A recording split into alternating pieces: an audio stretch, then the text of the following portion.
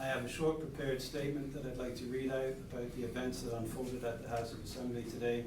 The Deputy Commissioner and I have held close watch, as you can imagine, as the day unfolded.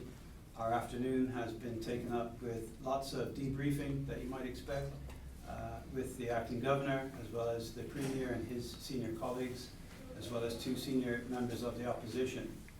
And we thought it was appropriate for us to end the evening just to share some of that conversation and to put some information out into the public that should be taken into context with some of the other information, particularly on social media and other places where there's not a lot of detail. We'll be happy to take a few questions at the end of it. So let's just start by recapping what we already know. This morning, a group of persons gathered around the House of Assembly shortly after 8 a.m. and they commenced the protest. Police officers were already on the scene monitoring the situation, and they advised those involved that the action, they advised about the action if the protesters did not follow lawful instructions. Likewise, the police also spoke with protest organizers to underscore the importance of a lawful and peaceful protest.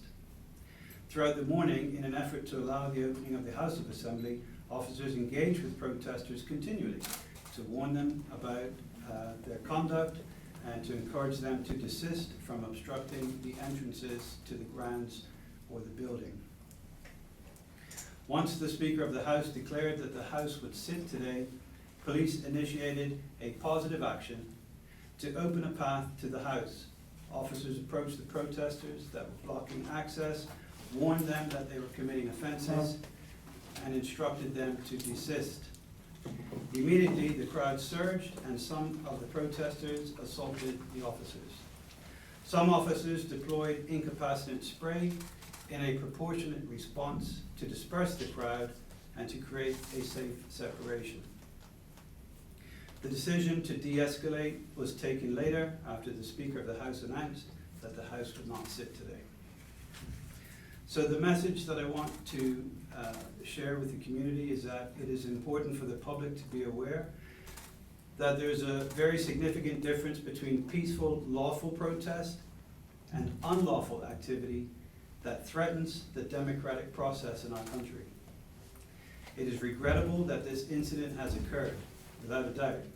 However, it is clear to us that there were elements among the protesters who were determined to confront the police who were acting in the lawful execution of their duties.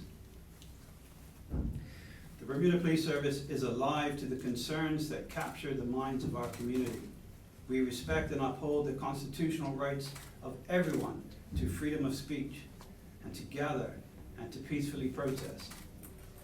But we remind protesters, again, and organizers, that their actions must be lawful and they must not intrude on the rights of others or impede on the rule of law. Finally, our investigators are reviewing video footage that was captured today to identify offenders with a view to preparing files for the DPP to review.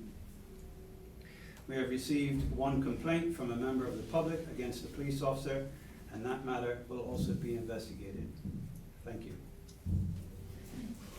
Good evening, Commissioner. Who gave the order for the riot police to intervene today? So the way that our command structure works is we have 3 levels of command. So the gold commander is the person that decides on the strategy of whatever the operation is. I don't want to get into technical terms. The gold commander is one of our superintendents, and their job was to set a plan that would achieve a goal, and the goal was to balance and facilitate a peaceful protest with our responsibility to ensure that the House of Assembly is open.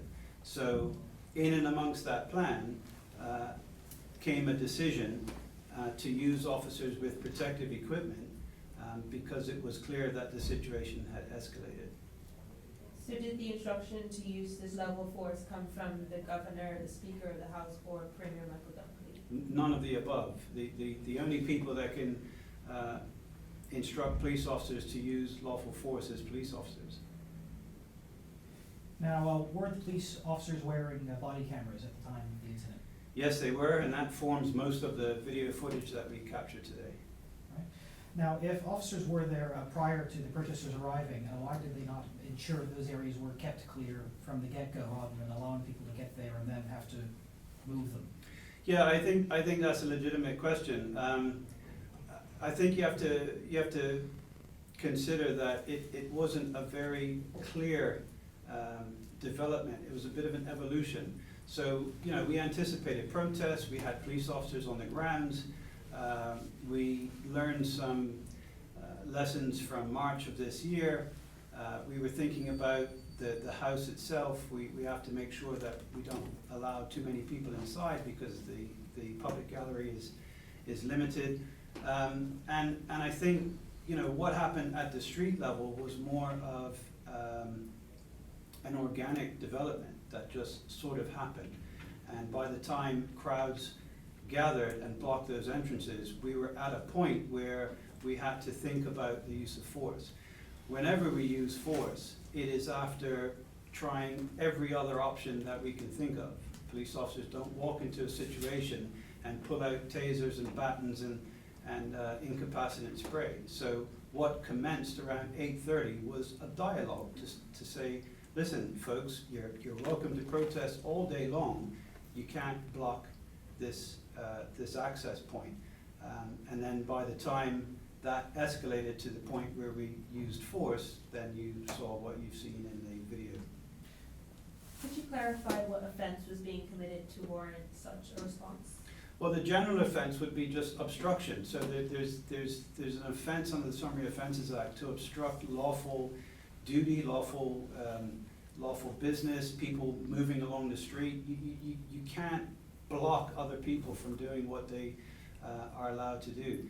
But there are some specific offences that I think the deputy has. Offences under the Parliament Act. Sorry. Some offences under the Parliament Act, interfering with ministers and the legislature, disturbance to the legislature.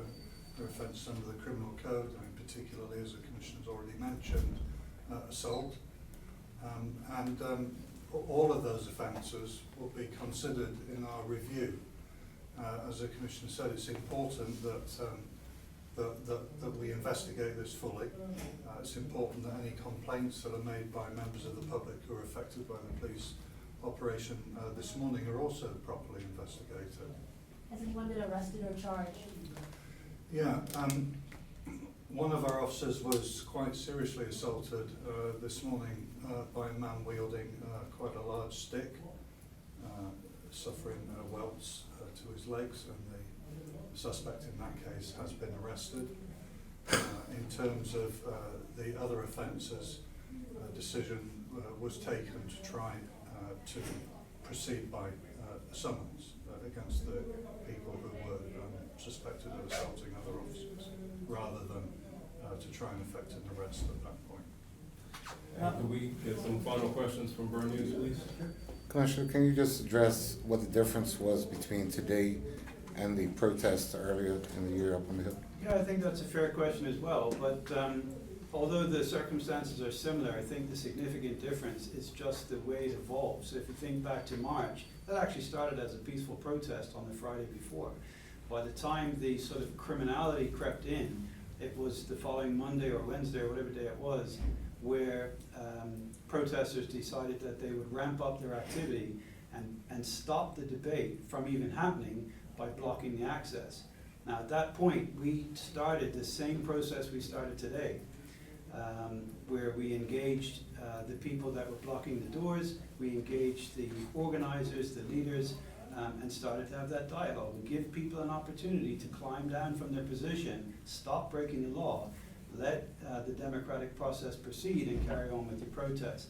Now, that didn't end in a confrontation because if you recall, the final decision by the Speaker was to close the House and to push the debate back.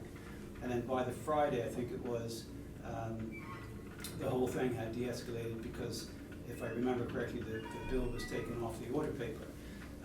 So we didn't get to that point. We got to that point this morning because there was no peaceful protest. by the people at the gates. There may have been peaceful protests by other people, and so we just engaged those people and said, you can protest, you just can't block access. So what took a day or two to evolve last time evolved at the outset, because it was a clear criminal offense right from jump, as they say. There's a potential, the House is sitting on next Friday, there's a potential for protesters to be out again. Your message to them? Well, you know, I said this back in March. We need to be clear that we must make space in our community for peaceful protests. That is part of the democratic process. So there are no issues coming from, certainly not from law enforcement. And we demonstrated that last time. We worked very closely with the peaceful protesters and the ones that were blocking access. As I said, that eventually that problem disappeared. But what our message is clear. Peaceful protest is built into our Constitution, and we're here not only to facilitate that, but to defend it as a constitutional right. Where we run into a problem is where people engage, they start off engaging in protest under the banner of freedom of speech, and then impinge on the rights of others. And the law is clear on this point. The rule of law is crystal clear. Your rights cannot be used to impinge the rights of other people. Are there any plans to release the body cam footage from the scene today publicly? Well, I can say no right now, and part of that is just because, you know, there's a whole legal issue around CCTV footage and body cam footage that we're exploring with the AG's chambers. Other countries have passed specific legislation to help cut through the problem that when you put other people's information out in the public domain, you might be actually cutting across their rights to privacy. What a lot of countries do is they pixel out images and things like that, and you know, we haven't advanced to that point. So our policy as of today is that we do not release CCTV and we do not release body cam video.